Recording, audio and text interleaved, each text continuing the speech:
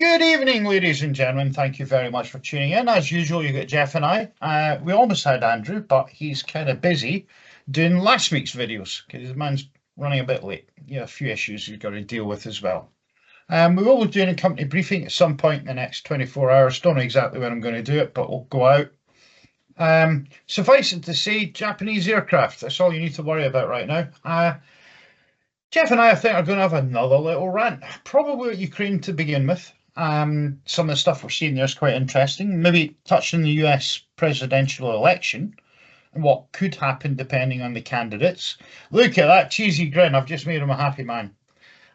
We might have a little dig because I think Geoff and I are probably a new centre party because I'm here to tell you I cannot believe how dangerous the budget is, and I can't believe some of the drivel that I'm hearing from left-wing Labour Party members and right-wing Tory members about it of Parliament. It just seems to me to be a farce. What's even more amusing is Unite, you're one of the biggest care sector government trade unions, is threatening to sue the government over the removal of pensioners' winter fuel payments, which actually were not a benefit, they were a legal entitlement. So the way they did it apparently wasn't legal. And there's some indication that they may be considering suing the Labour Party for potential attempted corporate manslaughter. Now, whether or not that comes to anything, of course, remains to be seen. But it is interesting that a left-wing union doesn't much like what a left-wing government's doing. I'll just throw that out there for all you guys down below to actually think about. Anyway, I think we'll start with Ukraine. Geoff, what's going on in the war in Ukraine? North Korea sent approximately 1 week's worth of troops. If the amount of troops dying is about 10,000 a week, then North Korea they've sent 12,000 or so. So what I want to know is, are they going to send more? Have they sent? Apparently, they've sent them to Kursk, which seems to be relatively stable at the moment. Right. Though if there is a collapse, it'll probably be a very swift Ukrainian collapse, as we've went over previously. It's 100% equipment losses where the Ukrainians are encircled. But I honestly want to know what the North Koreans' long-term strategy here is, because if they send their troops into the really high-intensity areas, they're going to have to pump more in. This is not going to be some nice little training exercise where they can get a bit of experience. This is absolute full-on war in certain areas. So I also want to know what the South Koreans are doing in response, because the last thing they want is the North Koreans getting experience and some of them coming home and teaching the other North Koreans how to thwack South Koreans more efficiently. Well, my understanding is... what do you think? It's from what I can tell, the South Korean government's jumping up and down saying, get these North Koreans out of Russia. Now, I'm going to play devil's advocate briefly. It's got nothing to do with South Korea, what the North Korean government elects to do. The problem we've got, though, is let's imagine the Korean troops are not being held back to, I don't know, defend some rear area or provide logistical support, which might be what they're there for, because coolie labour is always very handy in the kind of operation that the Russians are probably running. That said, if these are combat troops, and according to the deep state map, there's no evidence on this yet of them being around Kursk, these Korean people, unless they're being embedded into Russian units, which is entirely possible given there's an entire motor rifle division there. That's what I was thinking.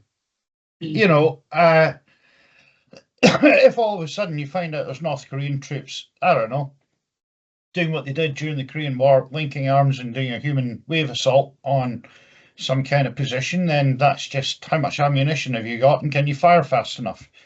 If, on the other hand, they are half decent and relatively well trained and maybe equipped to the same standard as the Category C stuff that the Russians are using with T-54s and all that kind of stuff and T-55s, then there is an obvious threat to Ukrainian forces.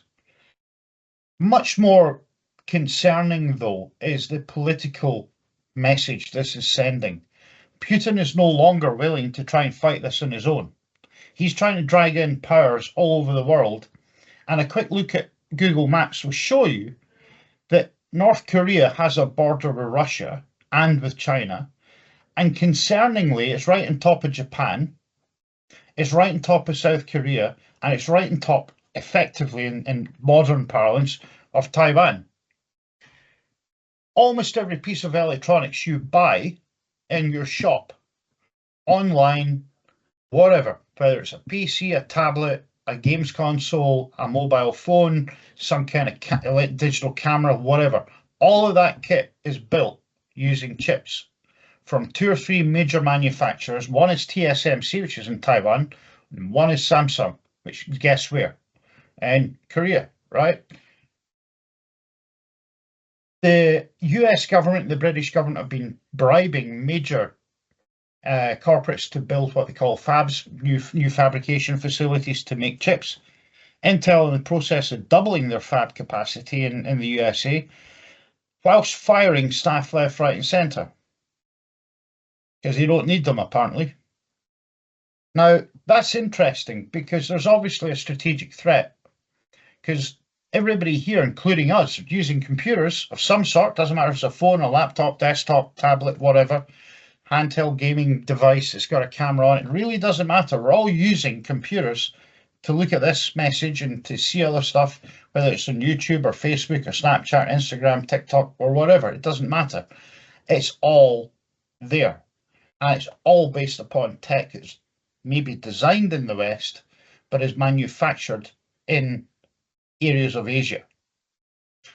So if the South Koreans decide to do something overt in retaliation, that could cause Kim Jong-il, or whatever his name is, the current leader of North Korea, the current king of North Korea, to do something rather stupid and start a war across the DMZ. Now, I haven't spoken to my friend and colleague for a while. His son's in the US Army. I'm not prepared to get into a conversation about where he is because that's not allowed. Might put him at risk.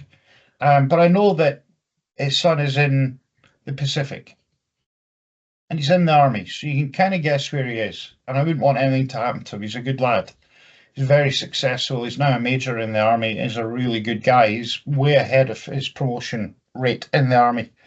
Now, the sad thing is, though, he's there to keep the peace.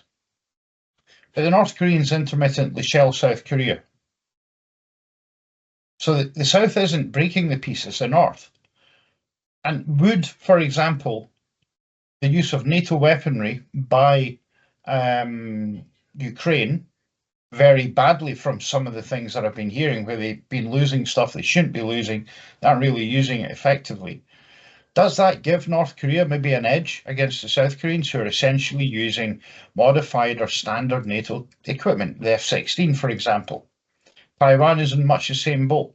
Now, both countries produce their own AFVs and so on, but they're all based upon Western equipment. So it's a really dangerous game having the North Koreans there. It's a clear escalation. Even the president of Belarus apparently is concerned about this, saying it would be an escalation if they're used in combat. Now, he is, many people would tend to suggest, Putin's lapdog. So that, if he's not happy, surely that's something the West should be really concerned about. It's also potentially an opportunity for the West to build a rapprochement with Belarus and maybe try and lever them somewhat away from Putin's orbit. So I think this is a huge, so what I'm looking for, it's a huge opportunity, but it's also a huge risk that we're facing. And it very much depends on whether or not the North Korean troops are used in combat. And if they are used, how they're used and where they're used. It's possible that the Russians might just shove them in the line somewhere which is, quotes, non-essential. In other words, free up troops to get an overwhelming preponderance in another area of the front. You know, and in another breaking news about this, apparently the Ukrainians are claiming that the Russians are attacking individuals, civilians, and so on. Well, yeah, that's entirely possible, but please bear in mind that if you arm a bunch of civilians and they start shooting at uniformed people under the Geneva Convention for Land Warfare, any action by the uniformed opponent is in fact legal. We're back to show me a war crime and I'll show you the law. It's going on all over the place. People are making claims about war crimes that do not necessarily stand up to scrutiny. However, where there is no uniformed presence and you then use your military to police it, for example, in Gaza, you are potentially committing crimes. I'm not a lawyer. I'd need to get a lawyer to look at that. I can also say that airstrikes and ground incursions into another sovereign nation in international law is casus belli and is an act of war. At that point, changing the topic to Lebanon, having lived in Beirut when I was a kid, it was a beautiful city in the 1970s before they blew it up during the Civil War there. At that point there, we all have to start asking questions. I understand Israel's right to self-defense, but that does not include, as far as I can tell in law, airstrikes into neighbouring countries who are almost certainly as tired of Hezbollah as the Israelis are.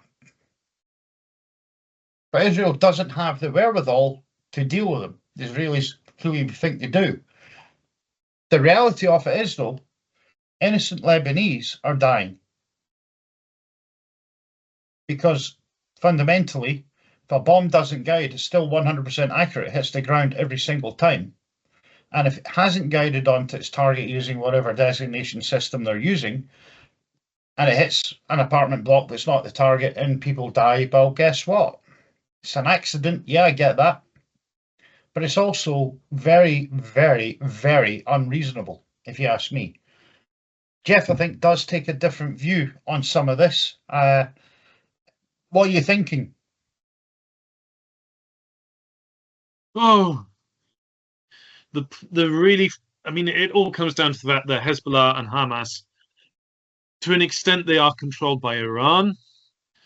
I do sometimes think that Israel should just hit the Iranian oil facilities, try and engineer some sort of either regime change or just make Iran poorer, therefore meaning that these proxies start to be frittered away because they can't be paid.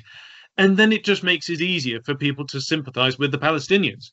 I mean, it will personally, if we could stop the rockets being fired into Israel and then everyone goes, right, the Palestinians are no longer a threat, stop taking their land, then if the West were competent enough to set up a sort of mandate style administration of Gaza, maybe the West Bank, but they seem to be just about doing all right at the moment, then, we could start to see a relatively functional government amongst the Palestinian territories, and maybe you'd start to see peace. But one of the fundamental problems is Palestinian corruption.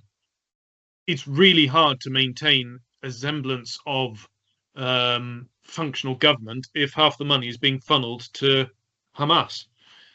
The whole thing's a mess, John. To an extent, I might disagree, but we probably agree that the whole thing is just so horrifically all over the place.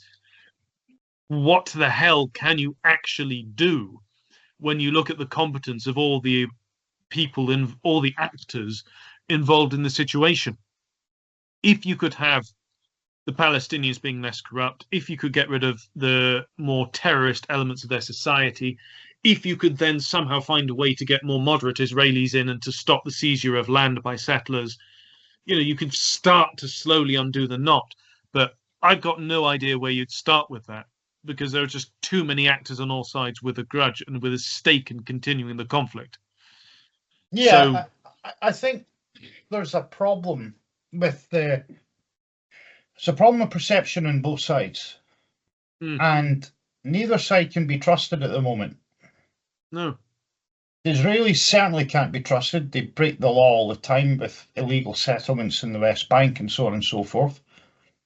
Every single day they're breaking the law with that. Just so you know, guys, there are UN resolutions. They are signatories and they have accepted those resolutions and they've never enacted them. So that is a breach of law. But the Palestinians and various people, the Iranians and so on, are doing much the same thing. They're all breaking the law. So if you can't trust people, how do you negotiate a viable peace with the status quo ante when it comes to population mix and where countries are located? A large Can I chunk of just the jump on one thing you said, John? There's yeah. one thing you said there, and that got me thinking. The West Bank hasn't risen up, yet the Israelis are taking territory from the West Bank. And it's just such a simple connection. I'm just wondering, why do you think the violence has been primarily in Gaza when a lot of the settlements that have been, and let's be honest here, the ethnic cleansing has been from West Bank land? I think it's not just there though. It's also the West Bank. I believe you might find is probably poly-religious. Mm. It quite probably has a Muslim majority, but I suspect there's fairly large Christian and Jewish minorities there. It certainly would have been the case during the time frame of history when I've looked at it, which is World War II, to be honest. I don't know for sure now. I think you'll find Gaza is predominantly Muslim, and I think you'll also find it's predominantly Shia Muslim, not Sunni Muslim. Now, what's interesting is the more strict Sunni states down the Gulf have all at least accepted Israel has a right to existence. But the Shia states, particularly Iran and previously bits of Syria and so on and so forth, have point blank refused that. And I think the religious divisions in Islam don't help negotiating a settlement. I know that the Qataris and the Egyptians have been heavily involved trying to get aid into Gaza and so on and so forth, working through the UN and separately with the US and so on, and the EU and Britain to put pressure on. But I don't see it being, I don't see there being a trustworthy settlement. And the other problem you have is Israel has a democratic process, but it's in some ways too democratic. It's almost impossible for a political party to get control of the government without taking in radicals from right in the lunatic fringe, if you like. And there's clear evidence that Netanyahu's government is really dominated by the very few people from some of the more radical extremist Jewish political parties there. And that definitely appears to impact upon policy much more than it should. You know, these people should be told to be grateful to be in power and given something, I don't know, education or whatever. They shouldn't be allowed near the Ministry of Defence, which I believe one of those parties controls. So clearly, Netanyahu has a bit of a problem in that he can't necessarily control his own government, even though it's a democracy. And if that is the case, we don't know for sure, but it's a suspicion I've had for an awful long time that when the more extreme elements have undue influence, you get this problem where Israel does some really aggressive stuff, mainly to try and prop up a politician. Now, you can argue that that tells me, or should tell people, that Netanyahu's part of the problem. And yet he has, on many occasions, oddly enough, been the voice of reason, particularly when in opposition, trying to prop up a more neutral system. As I say, it's a complete mess. And if you were to, for the sake of argument, could you imagine if you put British, American, Russian, Chinese, and I don't know, I'm trying to think, I'm trying to find someone that's actually neutral that can fight, the Swiss maybe, on the ground as a peacekeeping force. Number one, you would need way more than a basic allocation of, say, a battalion from each country. You'd be looking at division-sized assets because the hatred's so high now, and understandably so on both sides, that you're not likely, I think, to get to a point where peace through negotiation can work safely for everybody. There needs to be something similar to what happened in Ireland, where Sinn Féin, it appears, were told by the British government under Maggie Thatcher that we actually know who everybody is in the IRA. A list was handed over, and the IRA were like, oh dear, that's actually pretty accurate. Now, at that point there, it opened the door for John Major to start the peace process with the political element of the IRA, Sinn Féin, and then for Tony Blair with support from Bill Clinton to actually close down the war. Now, we all know, because it's reported every now and then, that the terrorist organizations have not gone away. They're still there.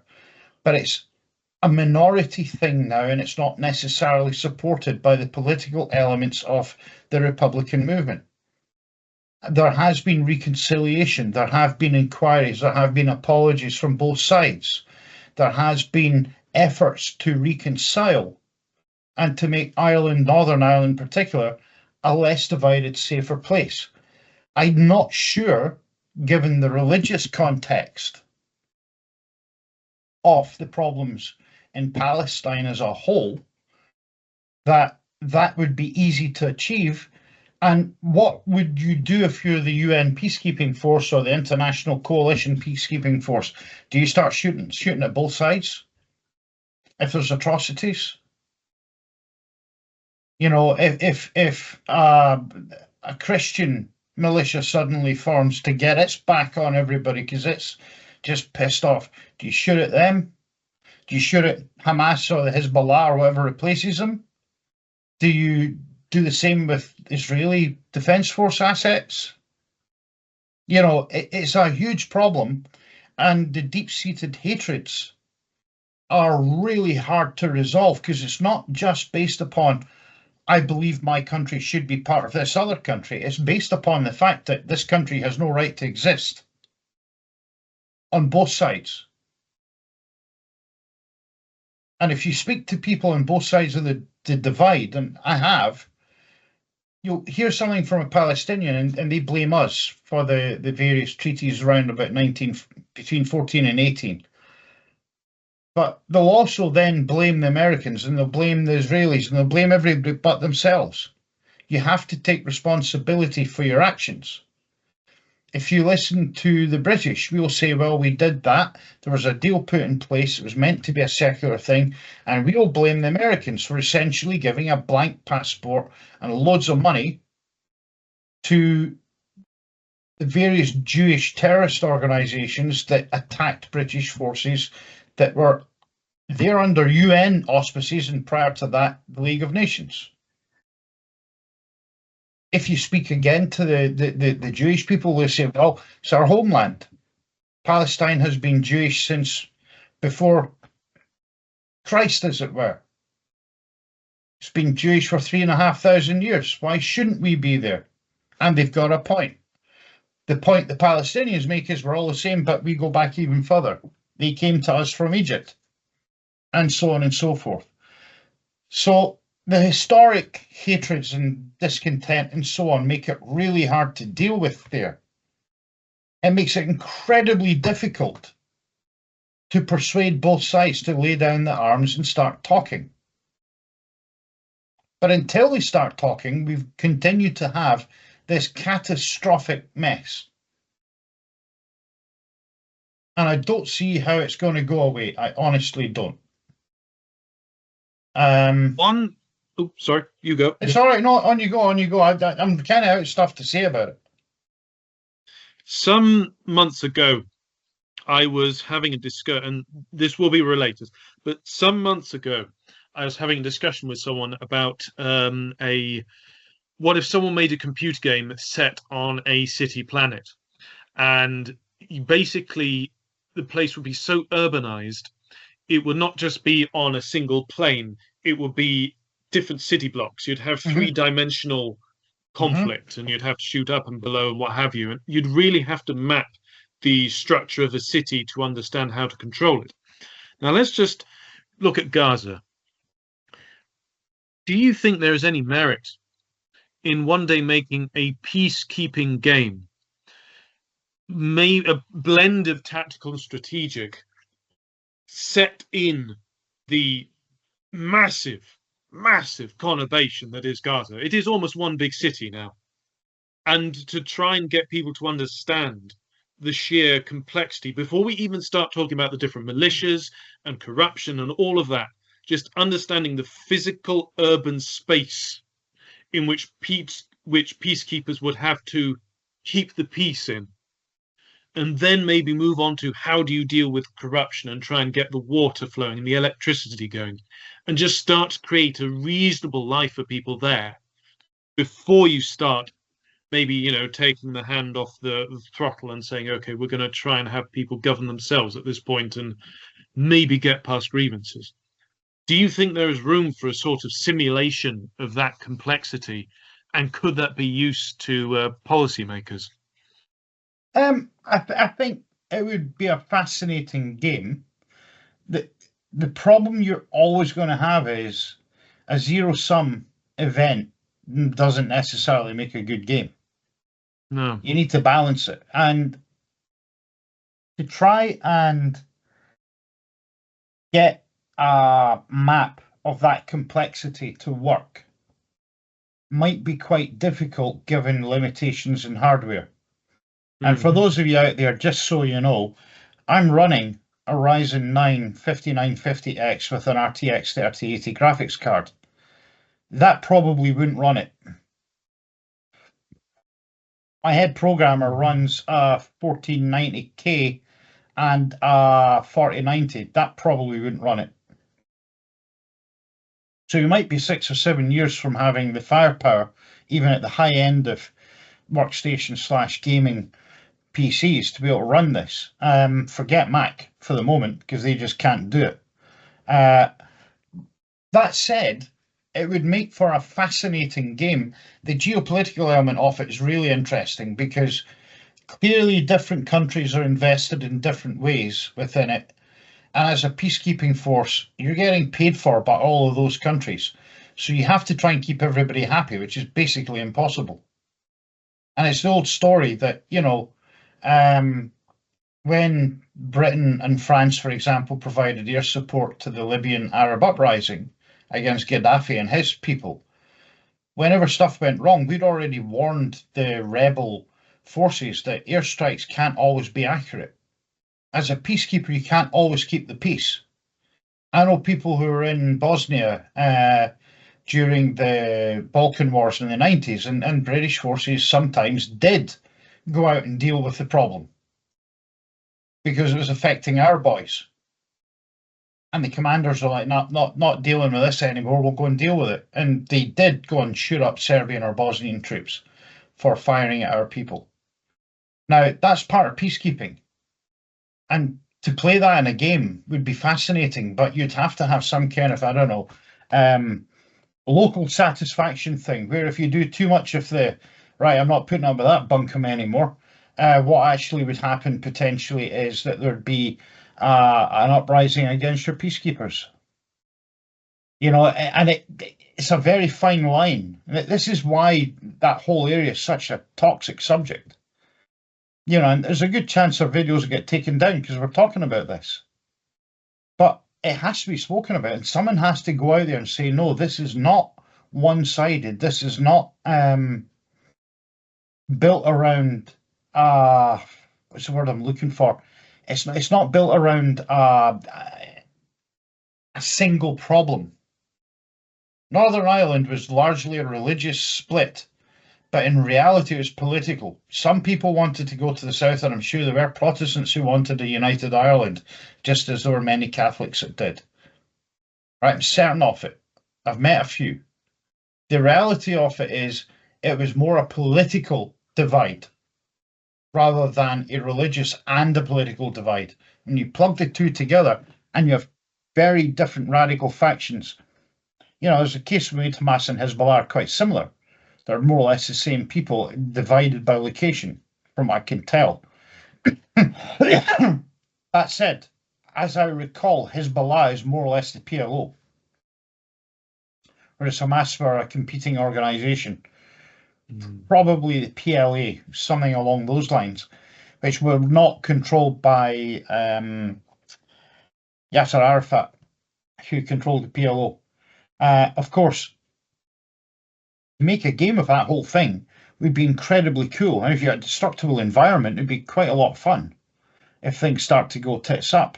I love the idea of something similar to Coruscant, the capital of the Star Wars Empire or the Foundation Empire from Isaac Asimov, you'll notice it's the same name. And it's pretty clear that Lucasfilms, we'll just say, maybe appear possibly to have borrowed that. And hopefully that's legally acceptable. I also think it'd be really cool to take something like EVE Online, which is really a resource exploitation game, and build from that direction towards a conflict sim on land. But some of the stuff that actually we've been working on with our product range behind the scenes. We have announced that we are working on stuff like production. We have announced that we're looking at how that would work. And where that runs into difficulties is, where do you draw the line? What resources do you say are not necessary? There are obvious ones. Every history book will talk about the Axis struggling with oil, but they might not talk about the lack of copper. When you read about ammunition, you find out Germany had a shortage of tungsten, which meant their anti-tank rounds, which were already fairly good, were actually significantly less capable than they might have been. So there's things like that, where is the line? Do you just say you've got plenty of steel, so you've got plenty of that? Well, maybe not. Do you need food? Yeah. How do you get it? So if you've got a massively urban area like Gaza, one of the massive problems that the world has is, how do we feed the Palestinians during this conflict? Now, I read somewhere they should have, 350 trucks a day, and they're getting 35 a day. Does that mean 10%? Or are those 350 trucks, is a percentage of them food, in which case and if all 35 trucks are just food, it's not so bad. Yeah, it's not great, but it's not catastrophic potentially. It's hard to say. And we are sat here in the West in relative plenty. And I know from watching film and so on provided to me by people inside Russia, your average Russian, as long as they're not too close to Ukraine, they're not struggling either. They can go to shops, they can buy food, they can do that. It's not like North Korea where there's intermittent famine. Russia's not like that. Russia is still able to trade with many of its partners around the periphery to import goods over land. Russia is still doing business with places like India, it's still doing business with China, it's still doing business with Korea, it's still doing business with a whole pile of non-aligned countries. And if you go and look at flight radar or whatever, you'll see some really crazy routings for Aeroflot flights out of Russian airspace. You know, down over Iran, then into Africa, for example. Because they've got to fly that way. They can't fly a more rational routing.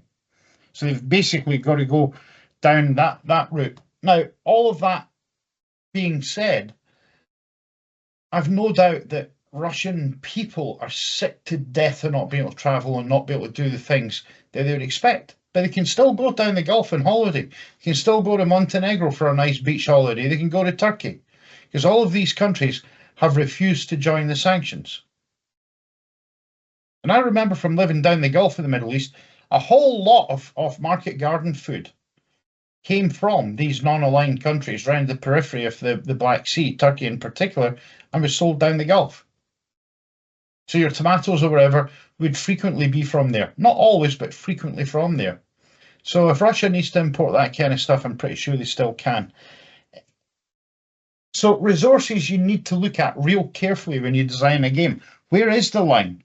If you make believe stuff, you know, Star Trek, hey, we've got a replicator that can unlimited food.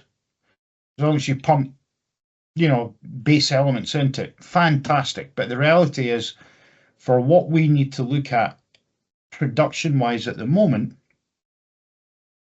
is what are the key elements of an economy and how does that fit into a board game, which fundamentally was always designed, all our games currently are designed at source to be operational in scope. In other words, national command authorities 2 tiers up from the player.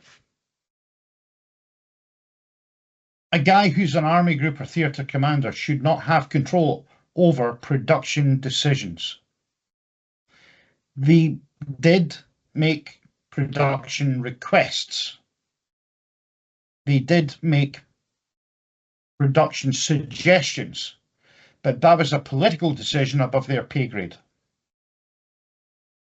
So another thing I think would be really interesting is how can we build political content, which is why I rant on about politics a lot on here, into the game products in such a way that it is not the player's primary concern, but they have some input to move it a little bit from what happened historically based upon outcomes in the game. And note that outcomes, not projected outcomes. Any ideas, Geoff? Well, with the Falklands War, I will be putting in rules of engagement at some point, where as the commander, you will be told you can only fire on these ships once you've obtained permission. So maybe roll a die and see if Margaret Thatcher will let you torpedo Belgrano yet. Possibly for the Argentines, there may be something where you can have Menendez convincing Galtieri to send some extra troops. Yeah. Maybe position some Navy ships if you have good relations with Admiral Anara. Position some Navy ships in Falkland Sound. So when Alacrity does a famous dash through the sound to check for mines, they can stop her from blowing up a bunch of merchant ships. So there are things you can do and will be able to do in that game. I hope that will reflect a little bit of the back and forth that the military and politicians had during that particular war. When it gets to, say, the First World War, Home by Christmas, it would be interesting to see if we can have maybe what if Britain didn't join the war and didn't save Belgium, but started to build up divisions to come in 1916. Haig said we should only really join the war when we have 60 divisions.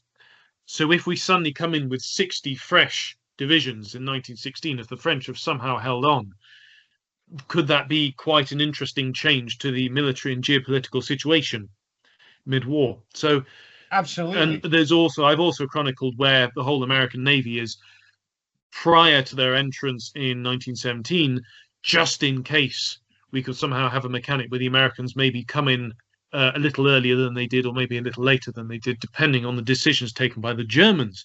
Because do you want to go for submarine warfare and risk your relations with the Americans, or do you want to keep trying and going for surface warfare, even if the turnip winter is biting into your food supplies and the public are agitating for U-boat warfare against the Brits to even the score?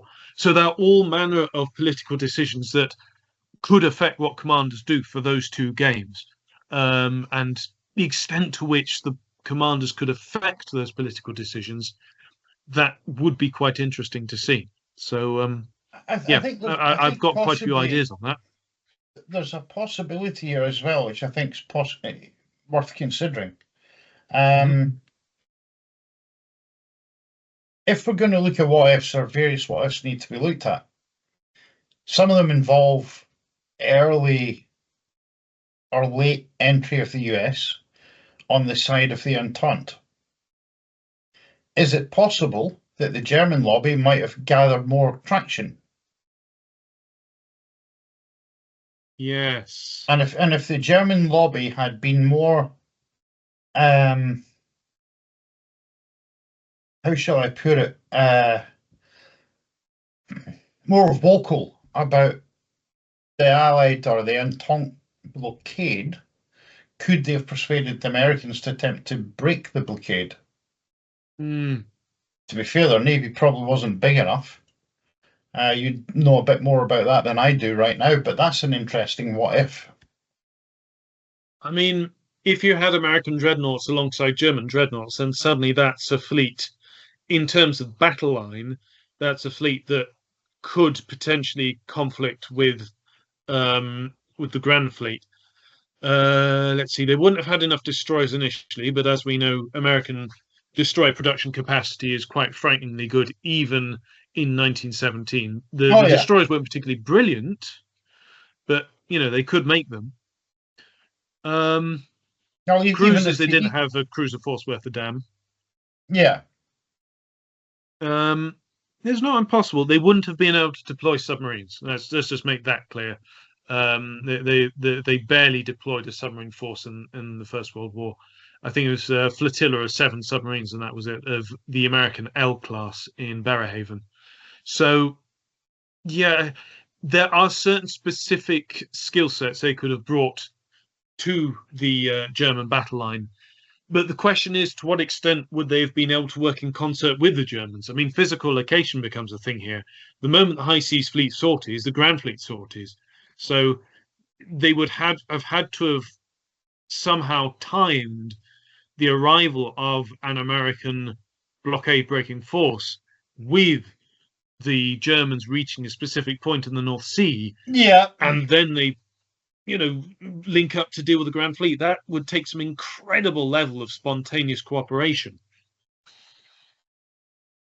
I think that it's one of the problems with this one. It's not like a World War II what if that I've couched with Corey as being the Western Allied player's worst nightmare, which is that the Japanese don't attack America but attack Holland and Britain.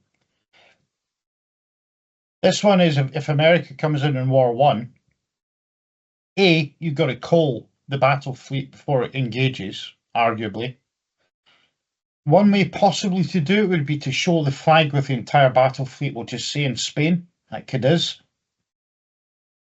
That's a possibility and coal it there. We would have to look at US naval ship ranges prior to them being converted to all firing, but most of the US Navy was designed for Pacific warfare, so it tended to have quite good radii of action. Then you could arguably telegraph have your politicians in Spain at the embassy there inform the Germans that you're going to be sailing in date X, and maybe they could wireless or telegraph into Germany. Of course, if they're doing that and the British intercept it, there's still a possibility for the Grand Fleet to defeat the Germans or the Americans in detail, thus retaining the status quo ante. And in that circumstance, I can then see 12 or 15 dreadnoughts and battle cruisers from the Grand Fleet being redeployed to Canada and basically raiding up and down the east coast of America, which was not particularly well defended at that point. So, it's one of those ones. I'm aware there were War Plan Blue rather than War Plan Orange.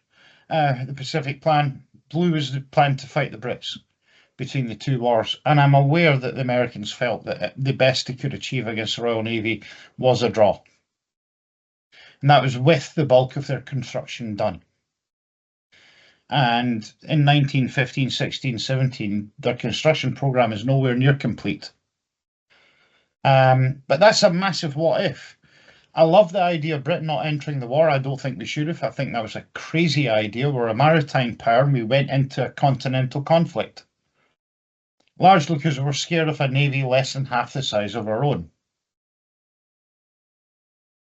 Well, there is one element that justifies entrance into the war, because Tirpitz explicitly wanted Belgium's ports, so he wanted to carve up Belgium, make it a vassal state. But he also had plans to expand the German Navy by the 1920s. And if Germany had somehow managed to get control of France, then suddenly you're dealing with channel ports, all of France's resources, and let's be clear, they were starting to get the technical skill to build reasonable dreadnoughts past the Corbeils. You get to the point where the Germans could conceivably have built a navy equal to ours by that point with those resources. And also keep in mind with Brest-Litovsk, they had access to plenty of Russian coal. It would be very interesting to do a what if the Germans had achieved all that. Could they have conceivably then challenged us? And ultimately, what you get is that the Entente is then defeated in detail progressively between 1914 and 1925. So I can see the argument for entering the war simply based on our maritime supremacy. it's though I can see why keeping out would have saved a huge amount of lives, and that's Yeah, not to be sniffed at either. I think had we sat building our army, continuing to build our navy at the pace we were building it at, we'll just Yeah. say for 3 years. Mm. So that takes you to 1917. Yeah. You loan money, you sell to both sides, you make a lot of money. It's basically what America was trying to do. And I rather doubt that the Germans would have been so damn stupid as to attack British warships in that circumstance. Absolutely. Because it would have been an immediate casus belli. Mm. But by doing that, the Royal Navy gets its 6th QE class, it gets the 2 extra R class battleships and so on and so forth. So it's significantly more powerful overall in terms of super dreadnoughts. I suspect that the escalation to 16-inch would have happened in the Royal Navy during that period. I would not be surprised if we had started what essentially became the cancelled interwar, the ships cancelled by the Washington Treaty. I wouldn't be surprised if at least some of them were started, maybe not completed, but started. And I would be very unsurprised if the Fleet Air Arm had not been created and possibly had its first through-deck carrier a little bit earlier than was the case. That doesn't mean there would have been an effective combat unit, by the way, but it would have been there. But the key thing is, if we'd entered in 1917 with an overwhelming navy, because the Germans would have cancelled pretty much all their construction just to focus it on the land war, which more or less they did anyway, to some extent, I think we might have been able to force a balance change much quicker than we did. And it's the balance change that wins the war. The real change in balance, oddly enough, is 1916, from what I can tell. The Central Powers, in effect, lost the war then because they couldn't win it outright. And although Russia collapsed in 1917,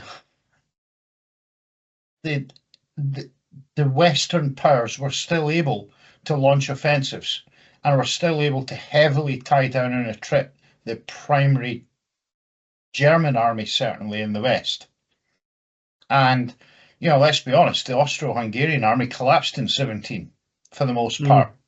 It lost its offensive capability. And okay, Caporetto, etc., I get that. I fully understand that. But the Italian army had gutted itself in 2 years of pointless and really failed, heroic, admittedly, but failed operations in the Alps and towards Trieste. So you have to start wondering, would it have been better for us to prop up, even behind the scenes, prop up the French? Hire, I don't know, merchant ships to the French to move troops from the Far East quicker and all that kind of stuff. I'm not convinced the Germans would have broken the French back. Until 1916 in the Somme, the BAF probably wasn't really big enough to make the difference. It was big enough to make it very difficult for the Germans to redeploy stuff. It's entirely possible that Germany might have forced the collapse of Russia earlier in 17, because they would have had more troops potentially available in the East. But given the French were heavily behind some of the changes and alliances, a lot of the historical manipulation behind the scenes would probably still have happened. But a wealthier Britain, with a stockpile of equipment, an army trained and presumably with experts going to both sides to look at what was going on during the war, trained to an adequate standard, might well have resulted in a very rapid breakdown of the defensive capability of the Central Powers, or France.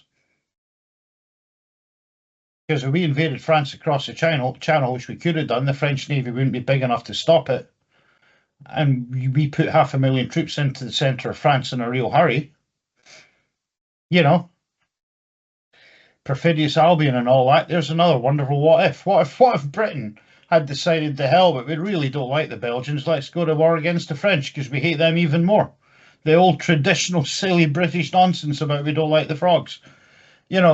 And sorry if you're French, but that is a thing. To this day you hear it in Britain. It's nonsense, but it's true. So there's a cracking what if. See, World War One has a lot of politics in it, and a lot of different. It's the word I'm looking for. It's a different emphasis or world to what we're used to in World War Two, or even today. Because people, national attitudes. Nobody really complained at the Austrians going and spanking the Serbs. That was seen by most of the great powers as a reasonable response to the assassination of the Archduke. The Russian mobilization panicked the Germans. But the Russians were mobilizing just to make sure that it was just to go and spank the Serbs and, don't take them out completely, guys. So that then spirals out of control as well, and when we get the Great War, and it's just an absolute horror story.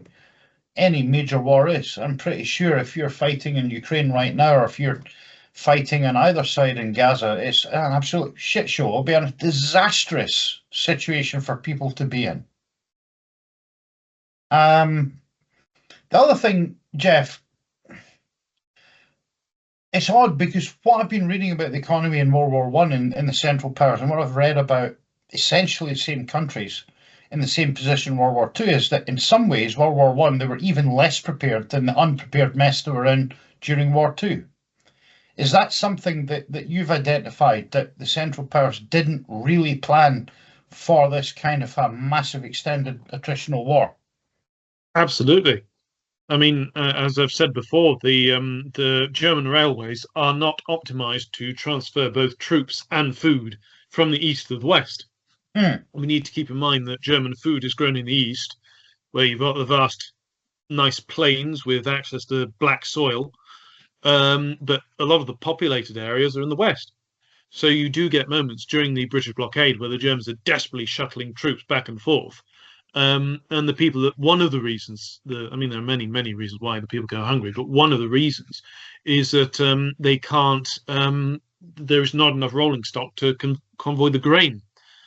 At the same time, this fascinates me, John. I mean, you've read Ring of Steel. I know it's not the best, most well-written book. I'm still but kind of playing through it, but yeah. It states really, it is fascinating that you get moments where the Germans have a head start on rationing. They start rationing long before we do, but they do not do it nearly as well. We start really rationing, is it 16, 17?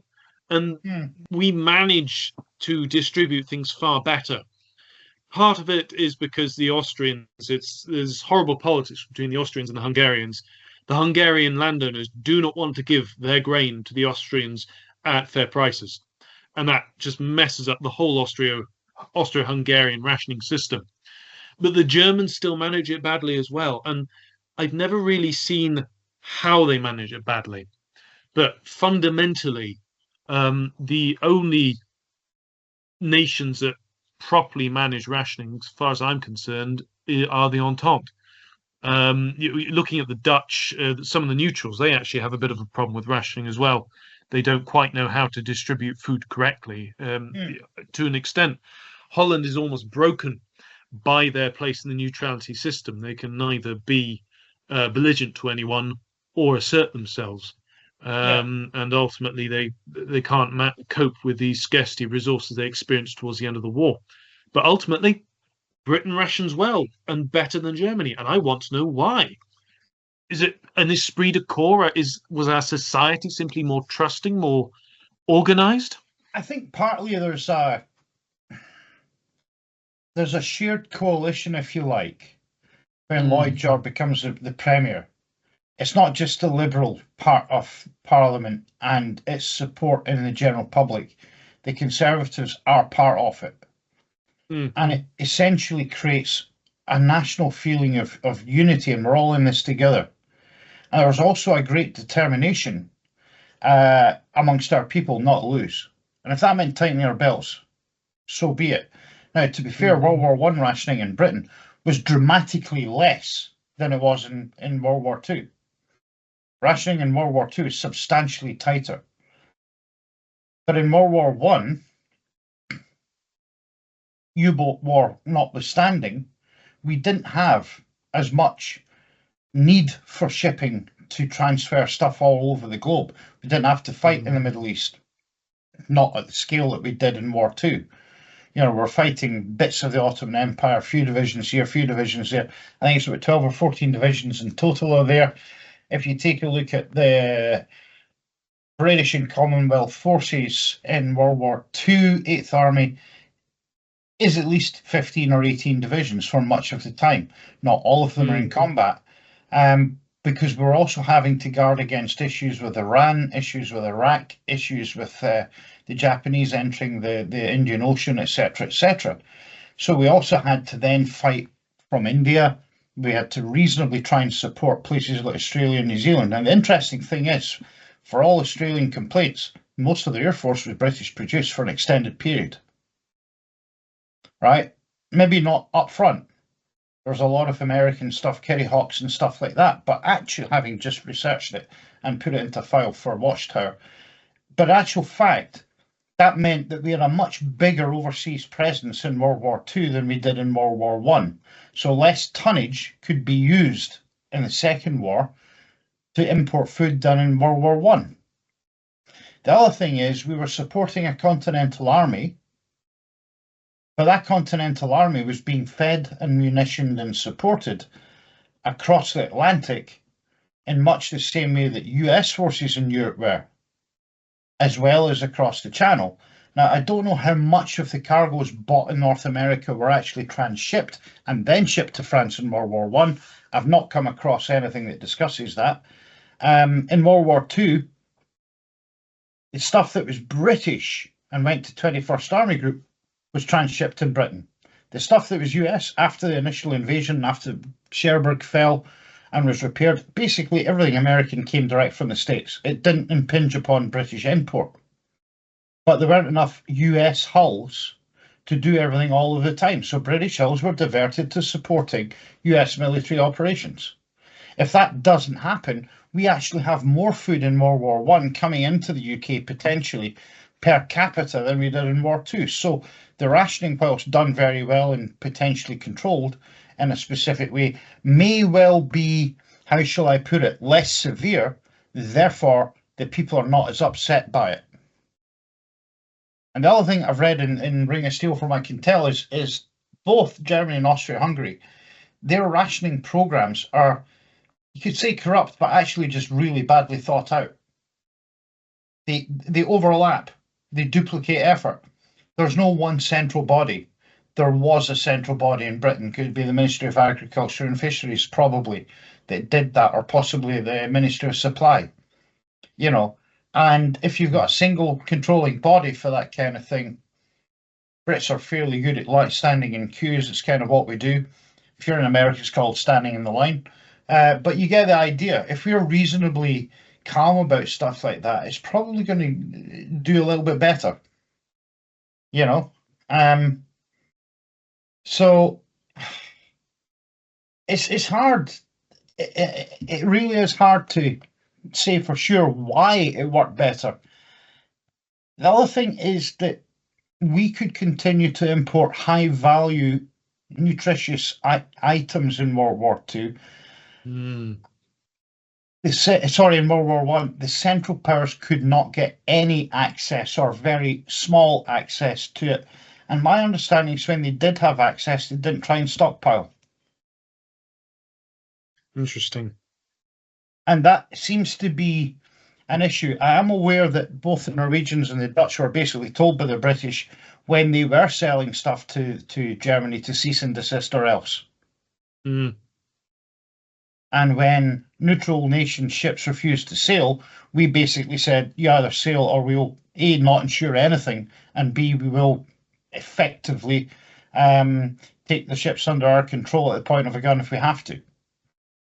So all of these things tended to mitigate or motivate towards a situation where imports to Britain, although hammered by the U-boat war, were not critically reduced. food imports into Germany, partly because of the rail system, partly because of really backward German agriculture, partly because of poor harvests caused by the shortage of nitrogen-based fertilizers. Bear in mind, guys, that fertilizer is nitrogen-based. You need nitrogen to make explosives.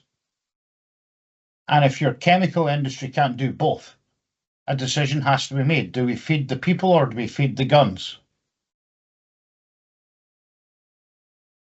You can work out where that decision was taken. The other question you've got to ask about this rationing problem or economic problem is how much of it was caused by essentially incompetent leadership by the German upper class. Because the parliament didn't have as much power as you might think, so it couldn't rationalise its policy responses to problems. And when you put Hindenburg and Ludendorff in control, they want everything for the army, and all of a sudden production overall actually drops because they are refusing to release resources to an industry. And some of those resources include food. In other words, in relation to the total amount of food available, it's arguable that they overfed their military. And if you overfeed your military and your people are starving to death, well, you work it out yourselves, It's entirely possible. People just will not be willing to put up with it, So I think there's a whole pile of reasons on both sides why rationing worked in some areas and failed in others, and as a whole was maybe better.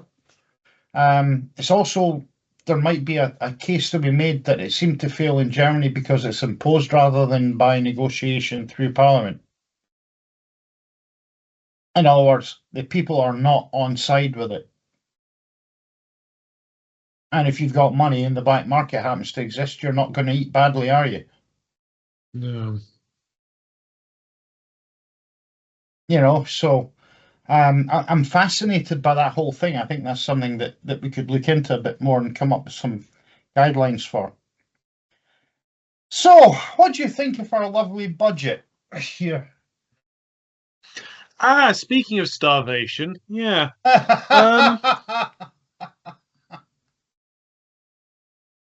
It's one of the worst budgets I've ever seen. It manages to irritate a vast number of people. It could impoverish, vast swathes of our farming community. Pensioners could go very cold.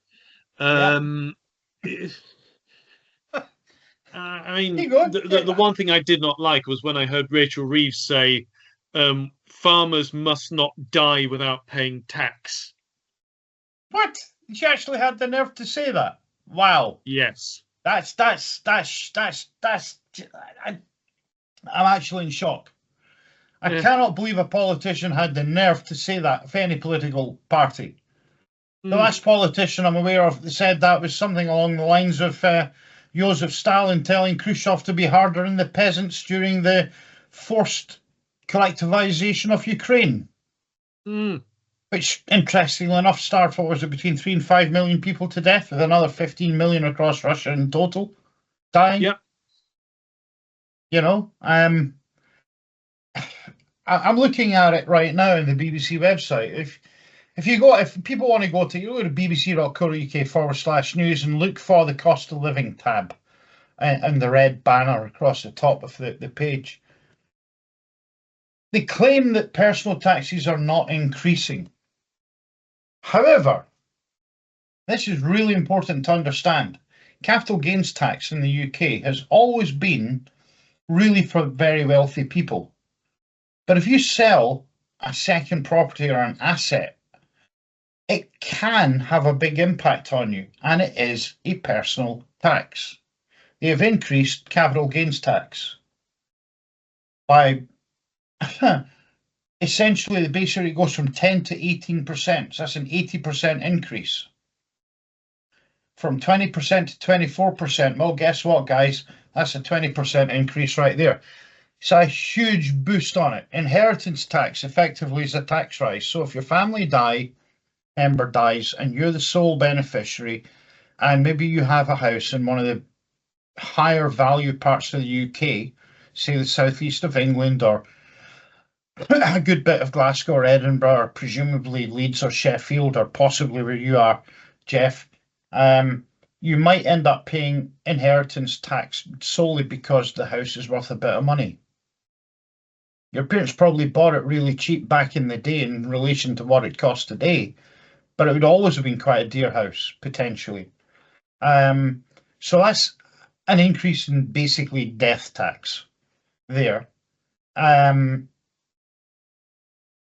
There are issues for farmers.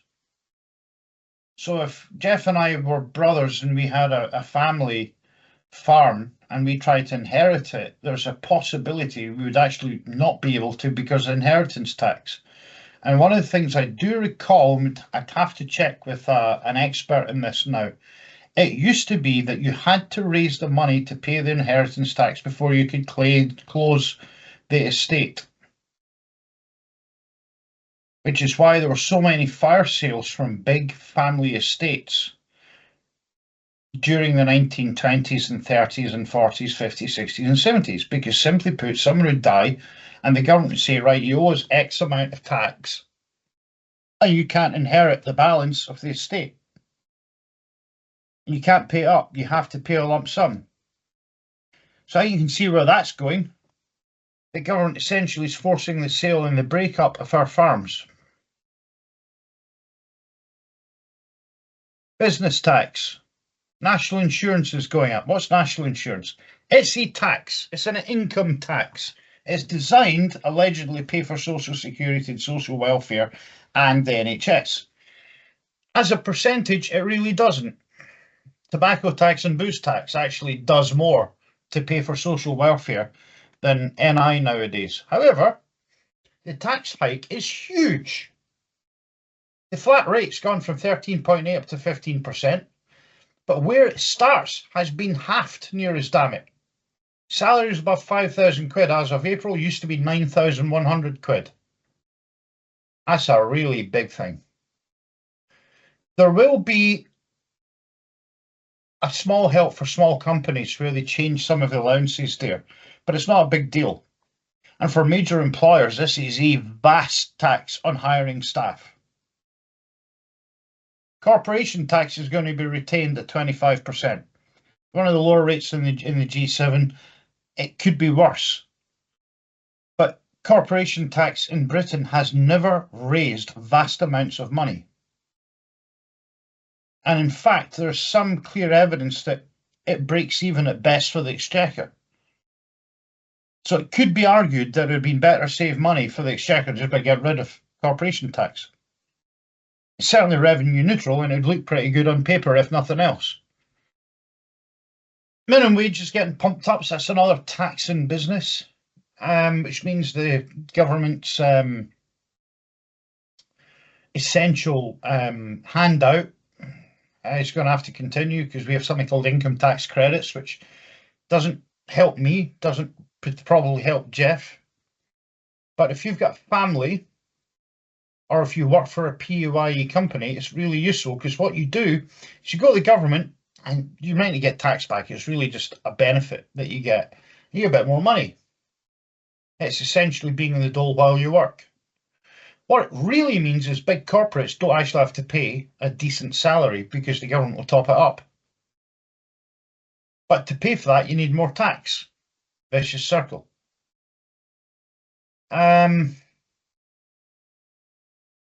State pension is going to go up. That's fine, but they're taking away between £200 and £600 a year, depending on the weather, from all pensioners who earn more than a very limited amount of money from their investment savings or pensions. This is why, and I'm pretty sure it's Unite, are looking at suing the government. Because effectively, an entitlement is not a benefit, and entitlements have to, as far as I'm aware, have to be removed in a very different way, usually with a specific act of parliament. No such thing has been done. And given that you could be a penny over the threshold, and there has to be a line somewhere in the sand, but that threshold's quite low in terms of income. A lot of OAPs, particularly in the more expensive bits of Britain where property is dear, tax rates are dear, whatever, they're really going to struggle to heat their homes this winter and next winter and the winter after and the winter after until somebody votes Labour out of power.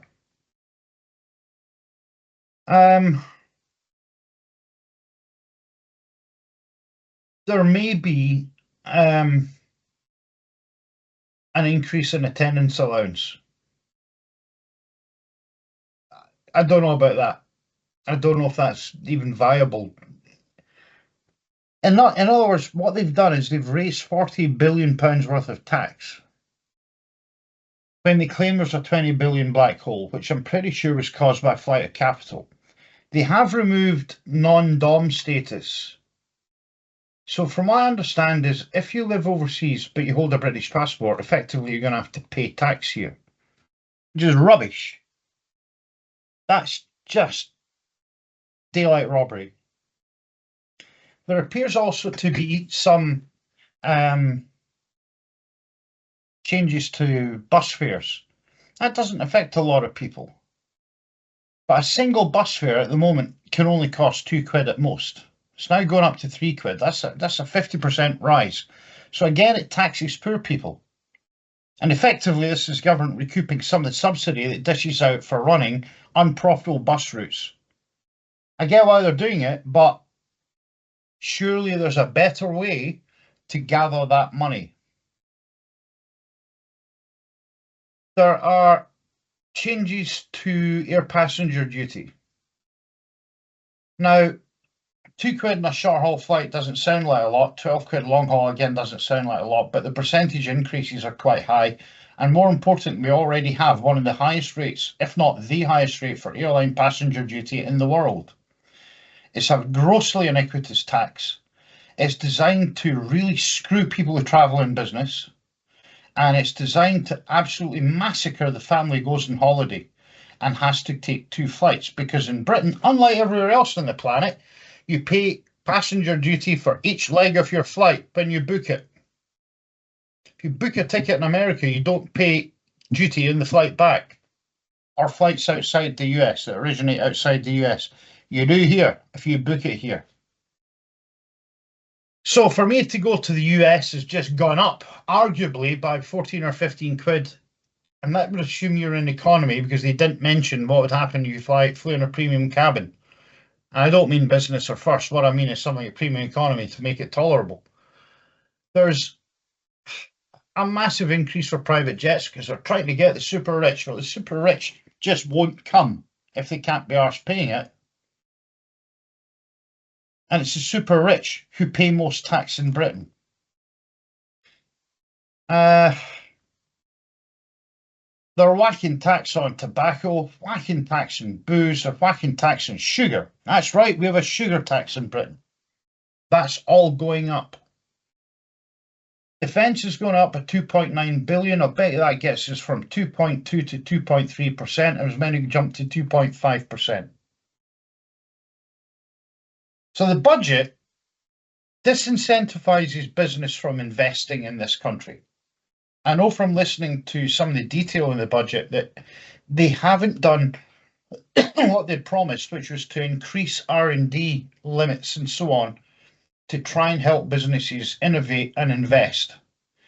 Investment into equipment has been frozen. And that used to get a tax break. So if you've got a factory and your kit's a bit old and you're thinking, might pay that, but I need a bit more help, you can't get it. Right? Now, there's a whole pile. Wow. Here's one I had not noticed before. Housing. Social housing, so council housing we call it in the UK. And housing associations will be permitted to increase rents above inflation.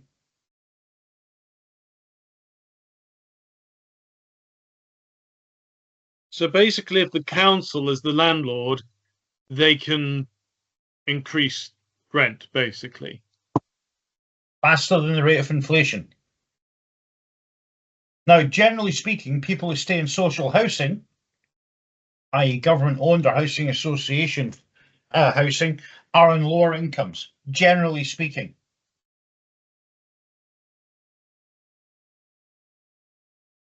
That is appalling. Stamp duty, which is a tax on purchasing houses, Jesus, is going to drop from 250 grand to 125k. The average price of a house in Britain is in excess of £250,000. You'd really struggle to get something for less than 150 in most of the UK. So effectively what they're doing is just saying, well, we're going to tax you for having a home and selling it. First-time buyers are getting hammered as well with this. There were deals to help them, particularly in very expensive bits of Britain. Down around London, you know, you'd struggle to get a two-bedroom semi-detached or terraced house for under £500,000, you know, in certain bits of it. So it just seems to me that this is, in effect, not just a tax-raising government, it's an economy-destroying government. They're hitting people who are on low incomes very hard with this.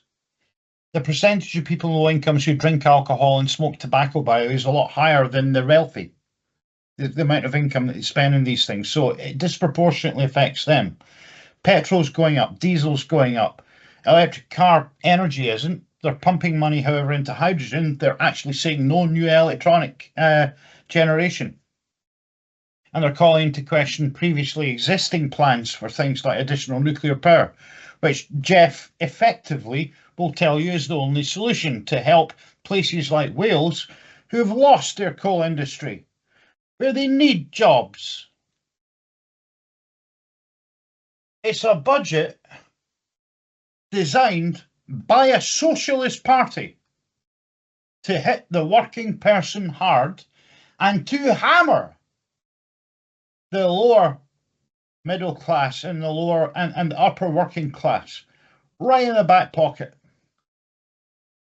I live in Scotland. I don't live in England. I have to put up with some of this.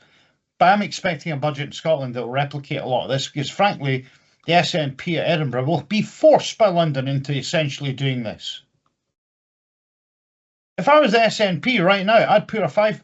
I'd go from, I think we're 1 or 2% above the UK. I'd take us right down to the minimum beneath it, which is 3% lower, right across the board, and suck money out of England. I'd invite non-doms to come to Scotland and spend their money here. I say, yeah, we'll give you a tax break for that. It is genuinely pathetic. I cannot believe that our political lords and masters voted for by people, what idiots voted for this lot? I cannot believe they've put in place taxation designed to create unemployment. Because that's what national insurance rises on the business sector does. Big companies will not recruit if they don't need to. I don't have a big company. If I could afford to recruit 10 staff, I would. But I'll tell you what, everyone will be getting paid 5% less because they couldn't afford their salaries at the current rate. Because of the NI thing. That's a business decision. That would make it harder for me to recruit someone of quality like Geoff. It'd make it incredibly difficult to recruit good staff because I might not be able to compete. So I might only hire, say, 5 or 6 people instead of 8 or 10. Simply put, can't afford it. There are disincentives that they haven't mentioned here.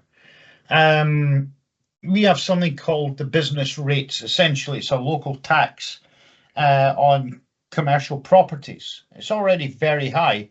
The Labour Party's whacked that up. I can't remember what they put it up by because I don't have to pay it myself. But I know that that is a huge chunk of extra tax that they're raising there. And what it'll do, we already have a problem with small businesses in our high streets going away. And what's it like in Loughborough, Geoff? Is there anything left? Well, I haven't been in Loughborough this weekend, coming down to see parents, but it's all right. In Aberystwyth, Wales, how much would be affected? Because we've had a socialist government for 30 years in Wales, obviously with devolution. To be honest, in Aberystwyth we seem to be surviving. We've had some new shops, independent shops, spring up. How long they'll last, I don't know. We have at least avoided the every third shop a betting shop. It's really the seaside towns of England that I'd be very worried for, because they've experienced whammy after whammy after whammy ever since fishing started to decline. So if you look at, I don't know, if you find a Daily Mail article talking about the destruction of the high street and every third shop is a William Hill, those areas, I don't want to know what's going to be happening to them after this budget. I don't want to know what's going to be happening to the people there, because it will be ugly. And it will stay ugly. Yeah. Things are bad enough there. Yeah, I look here in Blairgowrie, and it's a nice wee place. But if a shop closes, it rarely reopens as a business. It's very often a charity or basically nothing. We've got a whole bunch of nail bars and hairdressers now up here. That's the latest craze in Scotland, But if you go to Dundee and Perth, particularly Perth, and look in the high street, it used to be really nice. There's virtually nothing there. Every time businesses go to the wall, the rents and the rates are so high that you can't go in and take a little look and think, I'm going to have a great business. I've got a great business idea. Before I started doing board games, I thought about opening a model come toy shop in Perth. There had been a big one. It was very successful, and it had been closed for a number of years. And I found out that it was because the landlord had been an idiot and had screwed over the tenant, and the tenant just shut the business because he couldn't afford to do whatever by that point. So I went and I looked at a place. It was a place that, reasonably speaking, probably wouldn't have the footfall or the high street presence or the roadside presence of the one that had gone. And they were wanting 30,000 a year essentially in rent before we even got talking to the council about local tax. That didn't include energy. So it was basically a bare wall building, which I was going to have to spend 30 grand just to get in year one. Then I'd need to shop fit it because there's no shop fittings in it, and shop fitting's not cheap. And yes, I would do a lot myself, but there's only so much you can do. And then after that, just to make it even more fun, you got to, pay for stock. And the model industry, although quite lucrative, once you're in, you build a reputation. To start off, you don't get big margin. You only get 20-30% margin from a lot of the suppliers.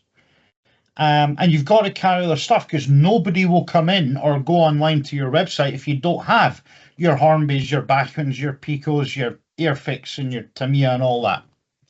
But the margins stink. So I was sitting thinking, just to pay my rent, I was going to have to sell 90 grand worth of stock.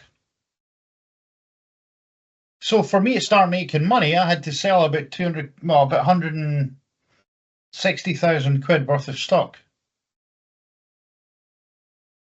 That's insane. Needless to say, I didn't do it. Just to sell that number of, at that time a model kit was like between 2 quid and 50 quid. It's an awful lot of models. Toy trains were from like a £5 up to about £150 top end. It's an awful lot of toy train stuff you got to sell to actually make that money. And buying in the stock, it's a huge expense to make it happen. And okay, you can buy it just in time, but if you miss the trick and the key line's sold out and you go back to buy it and you can't sell it, so the cost of running businesses in Britain is escalating dramatically. And I'm not even going to get into my whinging previously about supply chain costs and so on, which are still ridiculously high here. The only thing I will say is at least we can now start shipping again because of the removal, as far as I'm aware, of strike action in the US, which had whacked up prices to a point where it was unaffordable to move anything. But there's other problems as well. I mean, we're in election year in America, and we've got the fight between Kamala Harris and Donald Trump. We've got a political decision in America which may create massive tariff barriers to trade. And all that happens when people do that is everybody puts up tit for tat. No one goes and negotiates a deal to try and get rid of them. Now, at that point there, are businesses all around the world that rely upon doing some kind of commercial deal inside the US going to be viable? Is Trump going to pull support from NATO? Is he going to go and do a deal with Kim Jong-il instead of helping support South Korea? These are questions which, as a Brit and as a businessman, I'm interested in. I actually don't care usually who the US president is. This time, I've got to be honest, Trump makes me quite nervous. Not because he's Donald Trump, but because his policies will potentially destabilize an already inflamed situation economically and politically across the globe. Did he do some good stuff as president last time? I'm sure he did. But I'm also certain that not all of those good things were beneficial to all of the people everywhere that they should have been.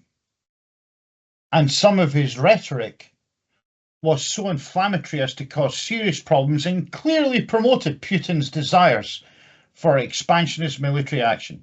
Because essentially Trump said, we're not interested. And yet, Europe is the USA's backyard. Something that President Roosevelt understood. Something that Wilson understood in World War I.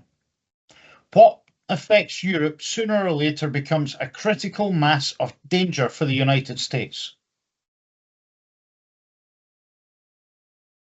Trump doesn't seem to be able to read history, doesn't seem to be able to talk properly, and he certainly doesn't understand a map, in my experience of looking at what he said. But if you are sat at home wondering who to vote for, I'm not going to tell you who to vote for, but do please consider if you want your next Samsung laptop to be made by Kim Jong-il. Anyway, I've had my rant about that as well. Geoff, what do you think the British government should be doing rather than hammering small businesses and large businesses into the ground? Right.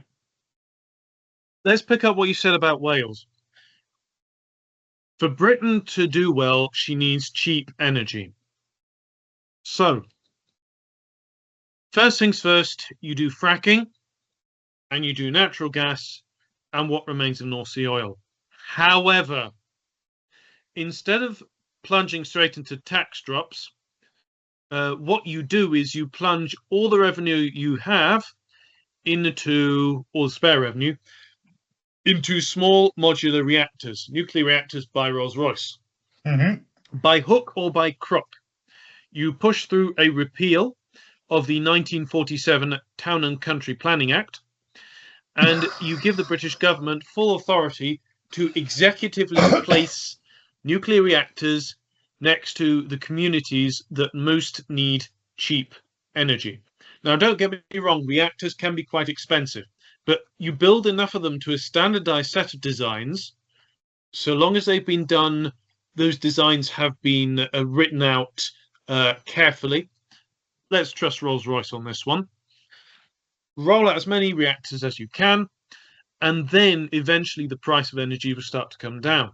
Now, let's keep in mind, yes, reactors provide your base load. You will need some gas and maybe some other form of electricity generation to provide the surge capacity. But once you provided an adequate baseload and then some, what other uses can nuclear reactors be put to? Because the Royal Navy needs fuel. Could nuclear reactors be utilised with their energy cracking capabilities to create synthetic fuel?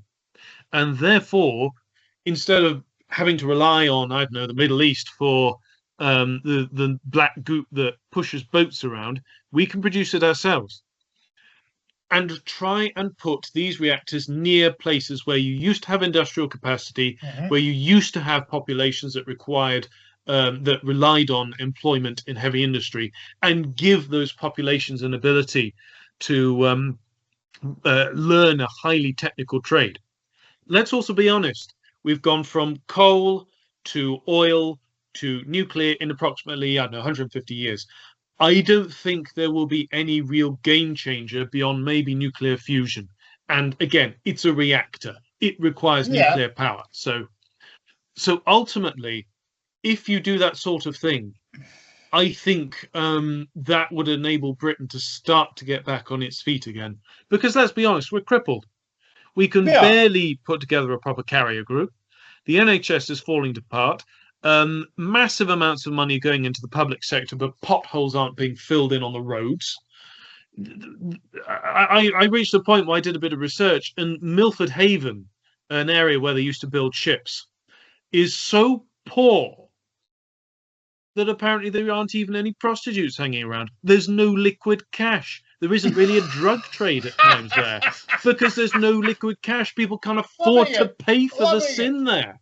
Well, do you know, the interesting thing is, there was one thing, again, the BBC don't seem to have covered this very well from the budget, I found fascinating. The Labour Party have decided not to spend more money on electricity generation, but are spending the money that the Tories took out of all of that electric nonsense on subsidising three commercial hydrogen production plants. One of which is in the Welsh Valleys, one of which is somewhere in the Midlands, and one of which is in East Renfrewshire, which I suspect means out by Glasgow Airport. Now, the interesting thing about this, obviously you've got one in England, one in Scotland, one in Wales, no particular order there. But the interesting thing is that tends to align with some of the stuff I've been hearing from people in the car industry who work in the repair side of it, who basically say you can't repair electric cars for a variety of reasons, mainly because the insurers are not comfortable with battery packs that have had an impact to the vehicle surrounding them. Because there might be micro cracks in that, obviously, you know, we know that light metals burn in oxygen, they react violently. So, you know, there's clearly a safety concern there, and insurers look at risk. And even if it's a fairly minimal risk, if it's something that they don't believe is easy to cover financially, they just won't offer protection through their insurance, their general insurance. That's the way underwriting works. So I think it's pretty clear that electric cars' days are numbered. I think it's pretty clear that internal combustion of some sort is going to come. There are synthetic fuels that are carbon neutral. In fact, some are actually carbon positive, from what I understand, the way they do it, carbon capture and so on. We are getting to a point now where all these bans on traditional transport does seem a bit childish and frankly pointless. But there's also a key thing. It takes time to get the science to work properly. There are better battery options coming, but the production of electricity, the production of the batteries, and the production of the car are all carbon generators one way or another. So from an environmental perspective, if you believe in that nonsense, and it is drivel, the planet's too cold, it will be hotter whether we like it or not. Now, there will be more severe on occasion. Why? Because the planet's being too cold. It's automatically releasing more energy into the environment. More energy means basically worse weather. There's more activity in the weather. Although, given how cold, damp, wet, and miserable it's been in Scotland the last few days, I can tell you it ain't anything other than average here right now, and it has been average for quite some time. All of that stuff means that carbon capture projects and converting it back into, I don't know, hydrocarbon fuels, hydrocarbon stuff like plastics and so on, that is actually really positive. I'm really excited at the idea of hydrogen becoming a fuel source for the UK. British scientists invented the hydrogen fuel cell in the 1840 or 1850. far beyond time to put in a car, preferably with a nice British car badge on it. I'm not going to mention brands, but you know, Jaguar would be good. This British Leyland. Yeah. Austin and Morris, yeah. But but this nonsense we've got in this country of not investing in our own sort of futures, not investing in British science, not investing in British industry, not investing in the entrepreneurs in this country, and then saying, oh, we're going to tax those people who have bothered to do something to death, has to change. And I'm not going to get into the arguments about procurement and defence, the arguments about how crap the NHS is. The NHS is actually pretty damn good. The problem is, though, it's costing way more money than it should do for the outcomes that we're getting. There are reasons I'm so angry about the winter fuel allowance. My mum had it. She was borderline. She might not have got it. And as it was, I had to help her pay before she passed away. It's an outrage. An absolute outrage. I know I'm shouting, I know I'm projecting, I know I'm raging at this. It's an outrage. It's a crime against humanity to take money away from poor pensioners who've already paid into the system for the bulk of their lives. How dare these people do that? How dare some guy who's used to be a QC, is now a KC, has probably been getting paid in the private sector about £1,000 an hour as a King's Counsel. How dare he take a decision that takes away some poor person who gets that a month, a couple £100 a year? It's an outrage. How dare these entitled people sit there and say, because you've worked hard all your days and maybe not been as successful as we have, we aren't going to help you. They're the very people we need to give some help to. Want to fix something else in this country? Get rid of comprehensive education where the lowest common denominator is the norm. We need to put like with like, create some competition and promote achievement. Once upon a time when Britain had the best education system on the planet, whether it was England or Scotland. We don't now, by the way. Scotland, would you believe, is on a par with Malawi. We used to be number 1 in the planet. We're now number 53 or something like that. Comprehensive education has failed. It has not done what it claimed it would do. It is continuing to fail. We need to revert to what we did properly in the past. But we won't do it. And it's so sad. I used to have kids come and work for me when I worked for a supermarket as in management, and they couldn't do simple arithmetic. Many of them couldn't read and write properly. I used to try and teach kids alphabet and simple mathematics so they could do their job and not get sacked from a minimum wage job. That's what I used to do, and I was in minimum wage plus a small increment. But I didn't want kids who had never been given a chance by the education system and their parents who didn't know any better because they hadn't been taught properly themselves. I didn't want them to get sacked because it's something that was fairly simple to do. We need to stop, think, restructure, and advance together, working incredibly hard, and it would be hard, to build a better Britain, borrowing Boris's little comment that he had as a tagline when he won the election. But building a better Britain does not mean a lack of change. It actually means radical change. It means telling unions, sorry, you're not getting this massive pay rise for doctors and nurses and train drivers and so on. These are already well-paid people. We're going to have to tighten our belts. We're going to have to invest in education. We're going to have to invest in the transport infrastructure that we require. We're going to have to pump money into entrepreneurial startups, we're going to have to accept lower taxes in key areas of our economy to promote investment. We're going to have to cut benefits. We're going to have to go and look at every single person claiming them and work out, are you claiming it because you need the help, because you can't work and you've already paid or you've tried and whatever? Or are you just taking the mickey and sat with a thumb up your backside saying, oh my God, my life is terrible, I can't cope? Where people genuinely can't cope, we have to give them help and support. There should be proper care in the community. Guess what? All of that's gone. You can't get a district nurse or love their money. It's one of the reasons I wasn't allowed my mother out of hospital. It was so damn dirty, she got repeated infections and died in it. I could go on about this, but I'm not going to. We've got a 2-hour video here. Sorry, guys, it has gone on a bit.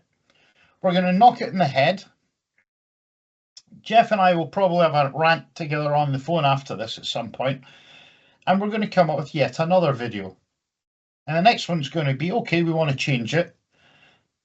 We want you people to tell us if we should change it, if we should make the effort, if we should start shouting from rooftops, if we should start putting posts up in Facebook and so on, saying time for a centrist government designed for the people, of the people, and for the people. Oddly enough, I believe you'll find that's in the US Constitution, government by the people, for the people. Something in this country our political class has failed to remember. Our civil service are there to serve the people. It's in the job title. You're a civil servant. Our politicians are the elected representatives of our people. It is their job to do the best thing for us, not something which is designed to kill business, to kill personal enterprise, and to basically say, if you're a pensioner, you're not wanted. So, on that happy note, have a wonderful night. Thank you very much for joining me, Geoff. And we're going to get out of this video. Watch the next one, guys. I'm sure there's more to come here. Take care. Yes, there will be. Bye-bye. Bye-bye.